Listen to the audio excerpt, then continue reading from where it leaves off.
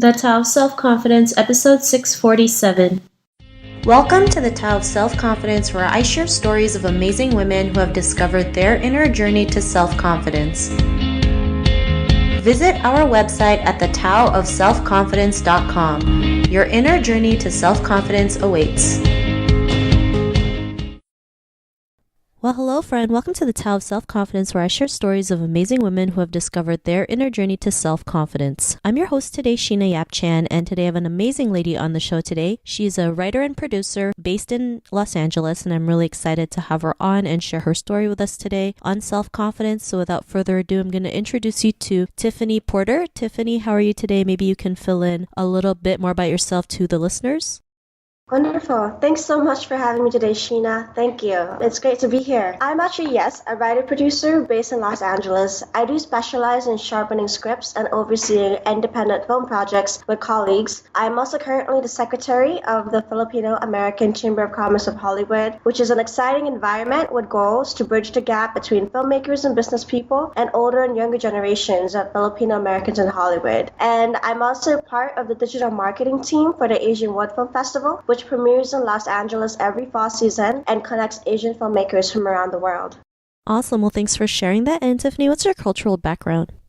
My cultural background, so I'm actually a mix. I was born in Manila. I enjoyed my childhood in Abu Dhabi. Then I became an immigrant in San Diego. I began building myself in Los Angeles. Awesome. Well, thanks for sharing that. And what would be your favorite self-confidence quote? Ooh, I gotta admit, this was a very exciting question, and it took me a while to find one that really rang to me. The one that really calls to me is a wonderful quote from one of my role models, Audrey Hepburn. She once said, "The beauty of a woman is not in the clothes she wears, the figure that she carries, or the way she combs her hair. The beauty of a woman is seen in her eyes, because that is a doorway to her heart, the place where love resides. True beauty in a woman is reflected in her soul. It's the caring that she lovingly gives, the passion that she shows, and the beauty of a woman only grows with passing years." Awesome. Well, thanks for sharing that great quote. And in your own words, how do you define self-confidence? I define self-confidence to be in tune with oneself by accepting all flaws, insecurities, and rough phases as crucial parts of the journey. I believe when one realizes that perfect progress does not exist, one can start to embrace all adversity as tools towards self-development rather than echoes of inner criticism. Thanks for sharing that. I love how you mentioned, there's no such thing as perfect progress. I mean, there's progress, right? But nothing's ever perfect. I mean, we go through ups and downs, good and bad times, but we just keep pushing forward. And, the more we keep pushing to move forward, the better we get, and the more confident we can be. So I really love that definition. And what was your life like before your discovery of self-confidence?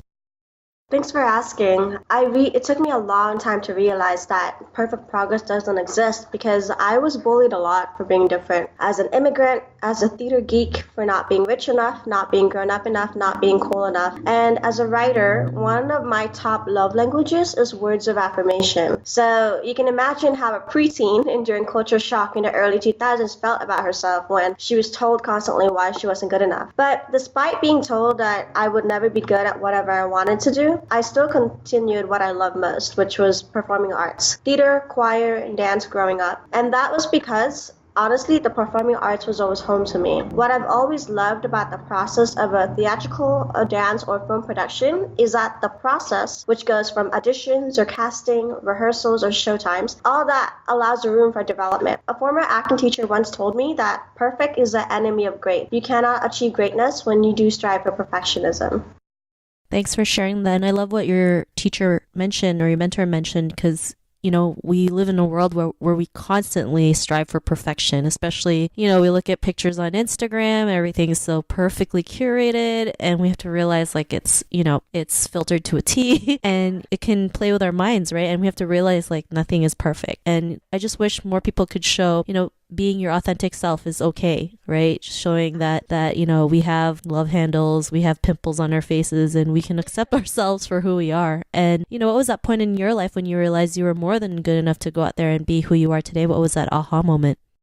My aha moment, I wish it came sooner. I really did. If I could travel back in time, I would tell my younger self, you know what, you really gotta love everything about yourself, even the not so great parts that society or media tells you that are unacceptable. It wasn't until university that I realized this. Women are beautiful, strong, and extraordinary in their own ways. There shouldn't be a perfect standard that hangs over you like a noose of guilt, because from experience, that self-destruction would spiral you into toxicity. I finally let go of that perfect standard in my head, and I began to dwell more in passions that made me feel beautiful: filmmaking, writing, and traveling. It was then I realized that my best self is when I work at my best.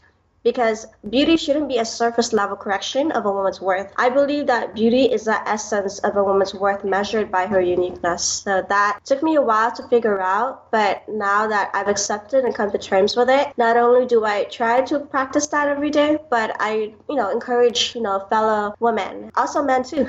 It's a work in progress. We are all works in progress. And I think that's what excites me about all this. Thanks for sharing that. And I love how you mentioned, that definition of beauty, because we're always so obsessed with the external, not realizing like the internal is way more important. And that's what actually complements your external beauty. It's because you've, put in the work. You've realized you are beautiful no matter what, right? And I know sometimes it's not always easy, especially, if, like you mentioned, you were born in Manila in the Philippines. They love promoting like having white skin, right? So there's every whitening product there is in ever made probably, and we have to tell women like you are beautiful in your own skin no matter what color it is. So I hope more women out there can realize they're just beautiful, that just the way they are. And because of your realizations, what's your life been like now? After the discovery, I began embracing beauty within myself, within others, and within surroundings. I realized that perspective indeed is a luxury, and I realized, there's beauty all around us, from the joy that sparks on an old friend's face after a reunion, to getting a latte in a good coffee shop that's beautiful, to feeling warmth when you're surrounded by like-minded, driven individuals. And ever since I accepted that we are all work in progresses, and that perfect progress doesn't exist, it was all just like a domino effect of these realizations I had. But after each realization, I thought, okay, I could choose to whether to dwell in a negativity, or I can choose to see the best or look for the best in everything, because life is precious. And yes, I do believe life is short, and that's what got me excited for seeing the best in everything and everyone. Thanks for sharing that. And, to the woman who's listening to your episode, she may be in her own journey to self-confidence. What would be that one tip you would give to her? I would say to a beautiful woman who doesn't realize it yet, in spite of all adversity, you are beautiful, you are strong, and you are extraordinary enough to become your best self. If you are struggling to grasp any inkling that you are not good enough for anything or anyone, be aware that your 165 days from now self is currently your biggest fan, your greatest supporter. She is thankful for the adversity you will overcome in the next 364 days, and she's looking forward to meet you. And trust me, I do believe that you are enough. Everyone's enough, and everyone's beautiful in their own ways, and everyone has a place here and in this short life that we have. Thanks for sharing that great tip. And, if our listeners want to get to know a little bit more about you and what you do, or check out some of your work, is there any links or social media profiles we can connect with? Absolutely. I am most present on Instagram. You can find me at Tiffany May Porter. That's all lowercase, no spacing and no underlining. Tiffany May Porter, and that's May with an E. And of course, if there's any inquiries for those that love to sharpen scripts or get together for coffee around Los Angeles, you can email me at tiffanymayporter@gmail.com. And last but not least, you can check out if you're a filmmaker that's looking to connect with more Filipinos in Hollywood, or if you're curious to the whole scene, you can check out the Filipino-American Chamber of Commerce of Hollywood website at fachollywood.org. That's FACC Hollywood.org. Awesome. Well, thanks for sharing that. And to our listeners, if you want to connect with Tiffany, you can also head on over to the taoofselfconfidence.com and search for Tiffany's name. Her show notes will pop up along with everything else that we talked about. And I really just want to thank Tiffany for taking the time to share her story and tips with us on self-confidence. So thank you so much, Tiffany.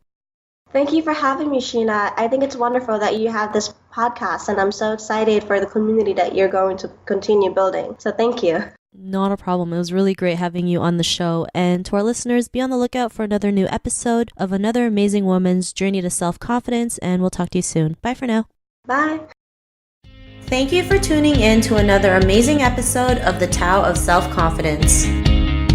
Visit our website at thetaoofselfconfidence.com to check out cool resources, blog articles, show recaps, and so much more. Your inner journey to self-confidence awaits.